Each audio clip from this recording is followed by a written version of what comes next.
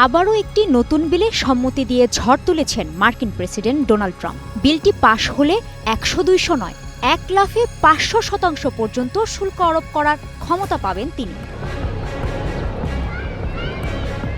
আকাশচুম্বী এই শুল্ক আরোপ করবেন রাশিয়াকে দমাতে। দেশটির তেল, গ্যাস ও ইউরেনিয়াম যেসব দেশ কেনে সেসব দেশের ওপরই চাপানো হবে এ শুল্ক। এক্ষেত্রে সবার আগে নাম আসে চীন ও ভারতের। শুধু তাই নয়, বিলটি পাশ হলে দ্বিতীয় পর্যায়ে নিষেধাজ্ঞা আরোপের ক্ষমতাও পাবে ট্রাম্প প্রশাসন।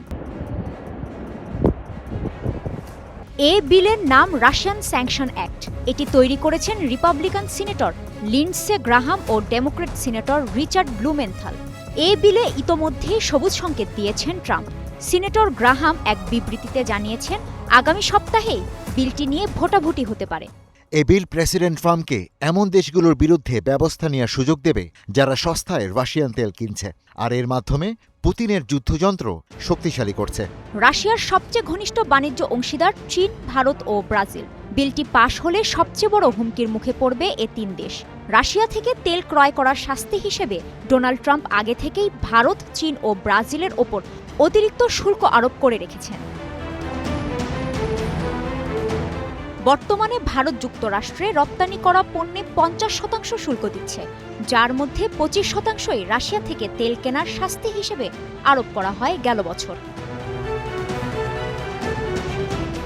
সম্প্রতি ট্রাম্প জানিয়েছেন, শাস্তি হিসেবে আরোপ করা ওই অতিরিক্ত ২৫% শুল্কের কারণে ভারতের প্রধানমন্ত্রী নরেন্দ্র মোদী তার ওপর নাখোশ।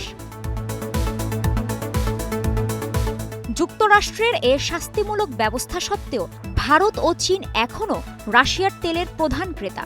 Centre for research on energy and clean এয়ারের বিশ্লেষণ বলছে, গত বছরের নভেম্বরে রাশিয়া যে পরিমাণ অপরিশোধিত তেল বিক্রি করেছে তার প্রায় অর্ধেক একাই কিনেছে চীন, আর ভারত নিয়েছে প্রায় ৩৮%। তবে ইন্ডিয়ান এক্সপ্রেস বলছে, রাশিয়া থেকে তেল কেনা কমিয়ে এনেছে ভারত। আগের বছরের তুলনায় তেল ক্রয় কমেছে ১৮%-এরও বেশি। তবে ট্রাম্পের এমন হুমকি ধামকিতেও ভারত ও চীন টলবে না বলে মনে করেন সাবেক মার্কিন ট্রেজারি কর্মকর্তা ক্যাথরিন উলফার্ম। আল জাজিরাকে দেয়া সাক্ষাৎকারে তিনি বলেছেন, যুক্তরাষ্ট্রের ৫০০% শুল্ক আরোপের হুমকিকে পাত্তা না দিয়ে রাশিয়ার সাথে বাণিজ্য চালিয়ে যাবে মিত্র চীন ও ভারত। তার মতে, চীনের সঙ্গে বাণিজ্য আলোচনায় হুমকি কার্যকর করা সহজ হবে না যুক্তরাষ্ট্রের। কাজী শাহরিন, স্টার নিউজ।